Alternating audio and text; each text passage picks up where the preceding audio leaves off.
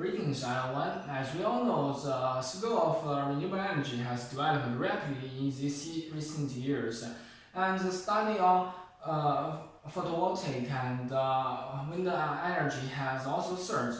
Today I'm bringing you my paper on photodiagnosis in photovoltaic power systems, and its name is Characteristic Extraction from Photovoltaic Array Output Time Series and its application in photodiagnosis.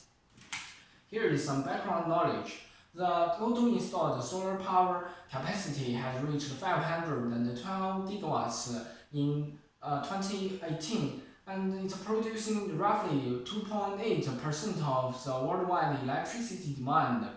It is very huge. And so we can see here is grid connect photovoltaic power station, and it is we can see here is located in a remote area, and it is of large scale, and what's more, it has very few staff on site.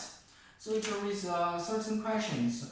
First one is different faults will occur, such as partial shading, dust cover, short circuit, open circuit. All these faults will result in the output reduction and performance degradation, and we need to find a way to detect them.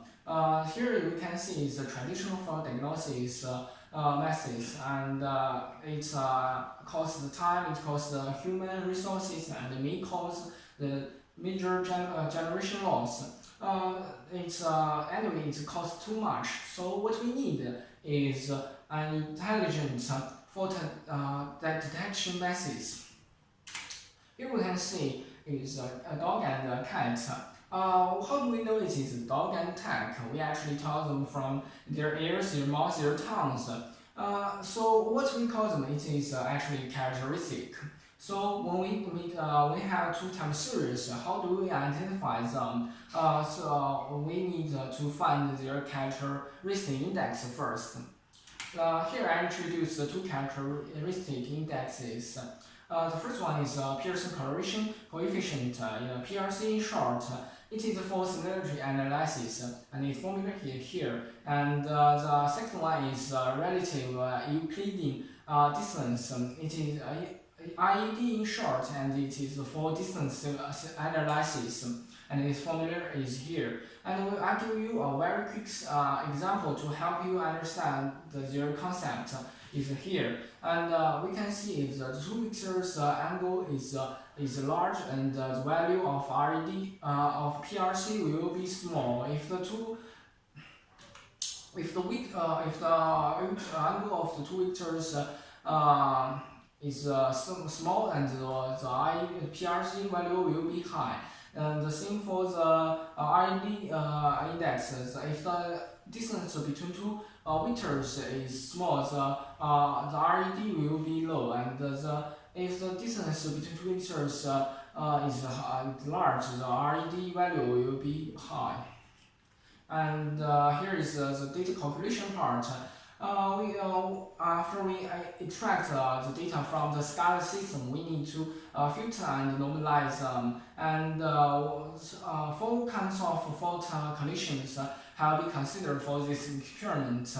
They are abnormal aging, open circuit, and short circuit, and partial shading. The result of the calculation has shown here, and we can see the result come out pretty positive, and the curves of the different faults have been separated effectively, and the overall fault identification accuracy is over 95%. Such a method has a certain advantage, has a lot of advantages. Here is it is high accuracy, and it's easy to deploy, and cost is much less costly. But it has one disadvantage: it requires manual collaboration. Finally, my research here is meant to detect faults in photovoltaic power systems, and help improve the power generation efficiency and save the fossil fuels and protect the earth. Thank you all.